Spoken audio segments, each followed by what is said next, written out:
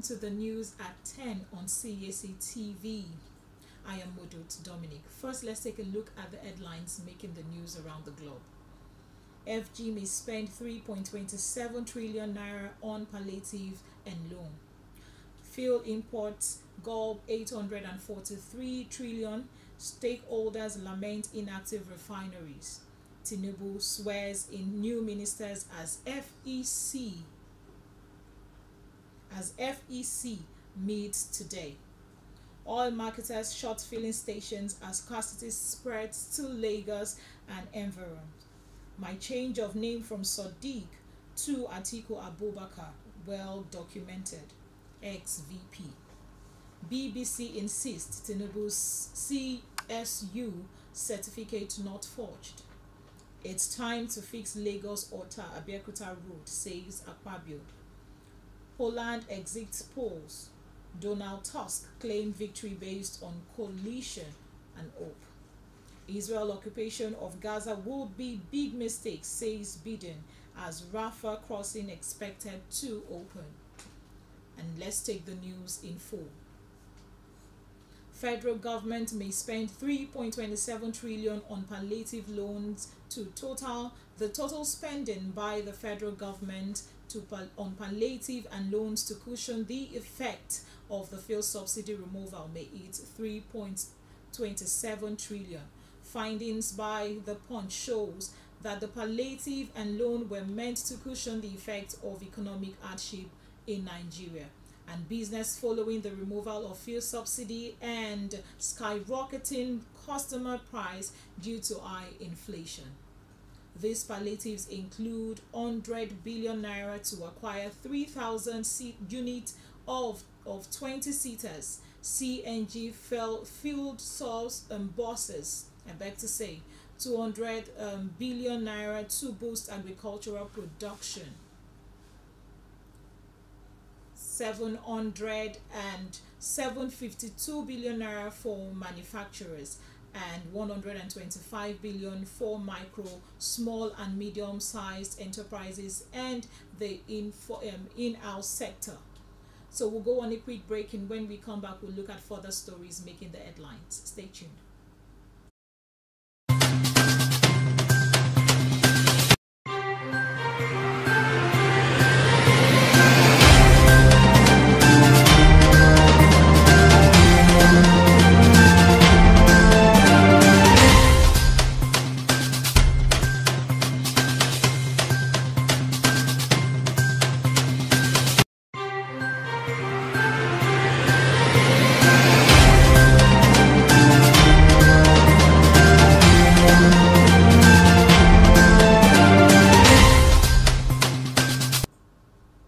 Welcome back and thanks for staying tuned. This is still Cactv News. Fuel imports gulp 843 billion naira. Stakeholders lament inactive refineries.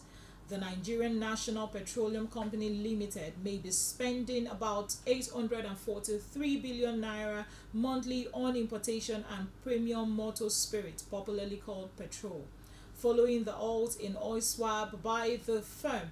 Findings shown on Sunday.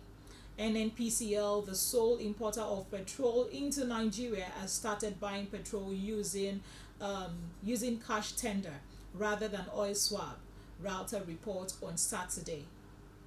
In the swap arrangement known as direct sales, direct purchase, which had been in place for nearly a decade, the national oil firm sells crude to refiners, who will in turn supply to NNPCL with an equivalent worth of refined petroleum products.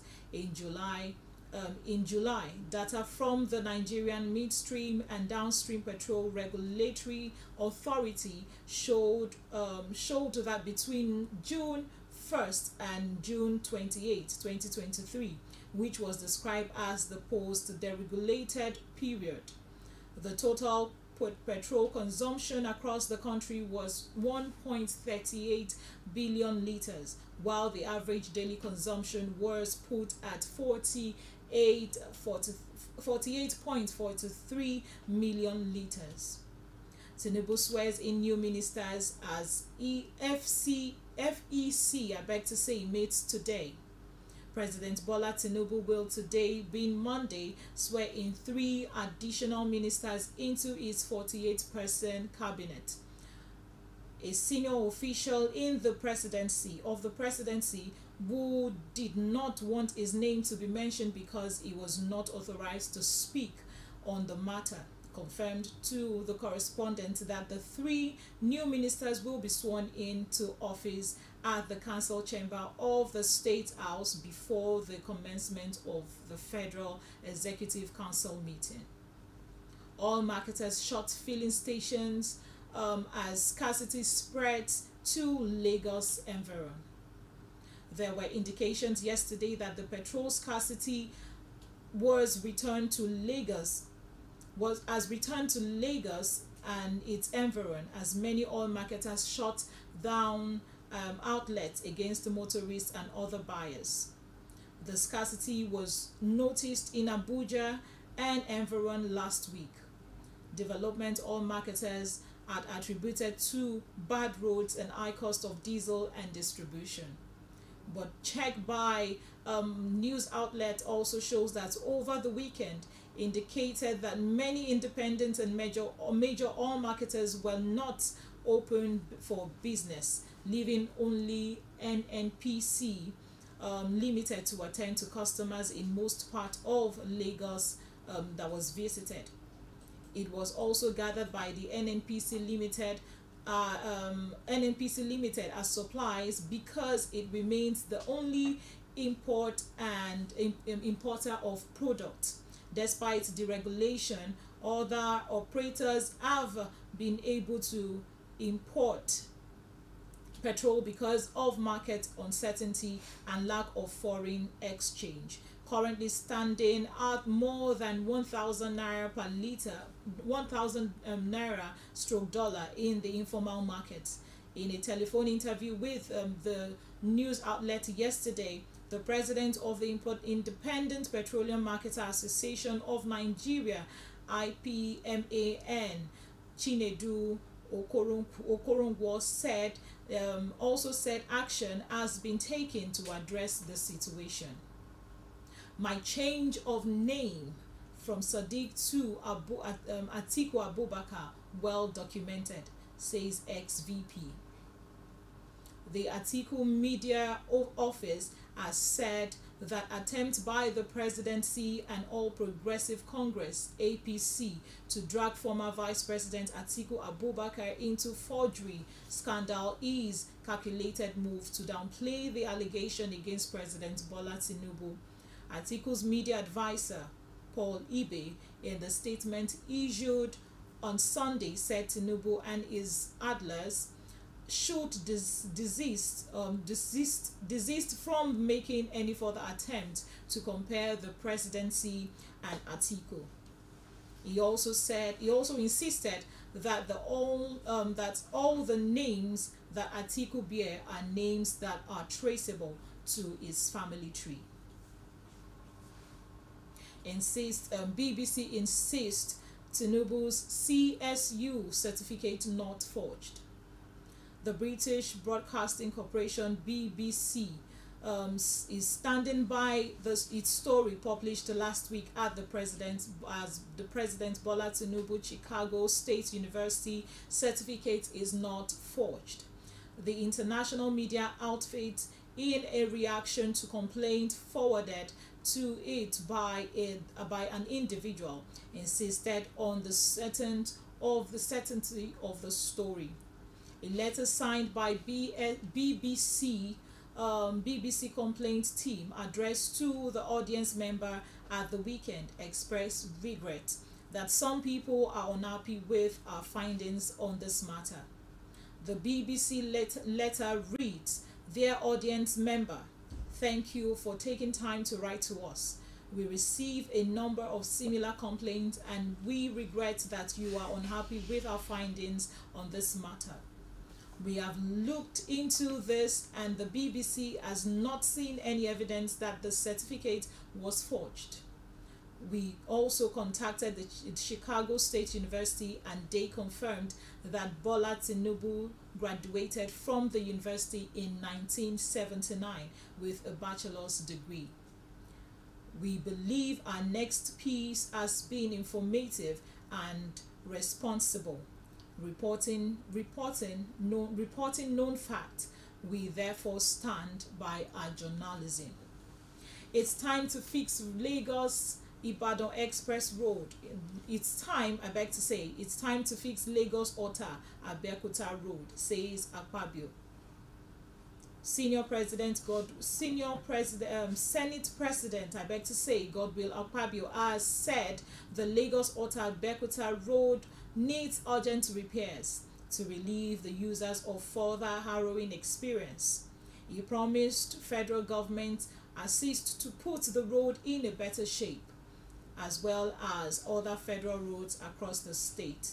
The Senate President relieved his experience on the deplorable state of the federal road he passed through while traveling from Lagos to Ilaro in Ogun State. At the weekend, Akpabio made the promise at the grand final of the Yewa Culture Festival with the theme celebration of culture, tradition, music, cuisine, and dance, held at the ultra-modern Pavilion Empire Field in Ilaro. We'll go on a quick break, and when we come back, we'll take further stories making headlines. Stay tuned.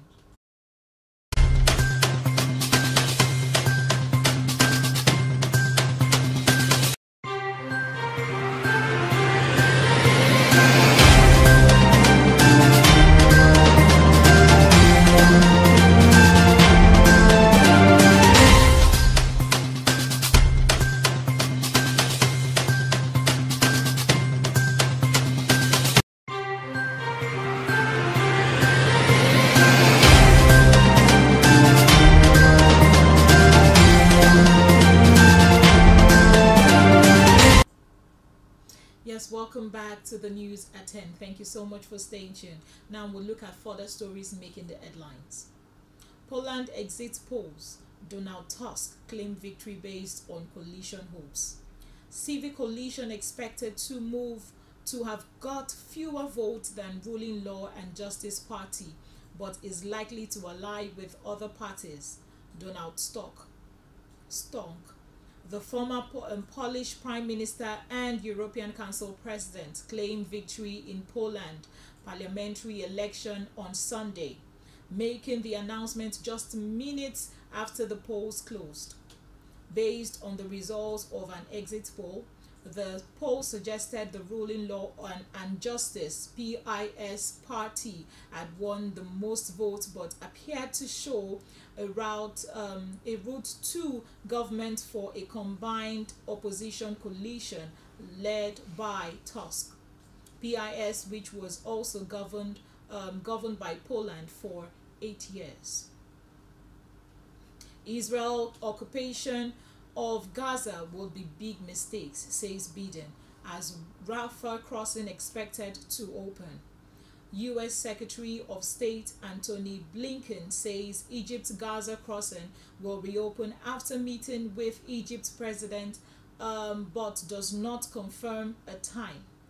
Any move by Israel to occupy Gaza would be a big mistake, U.S. President Joe Biden has said, amid hopes that the enclave's border with Egypt will open to allow aid in. As Israel troops continue to prepare for a ground invasion. In an interview with 60 Minutes on Sunday, Biden said he relieved the Hamas militant group must be implemented as also make a part to a Philistine state.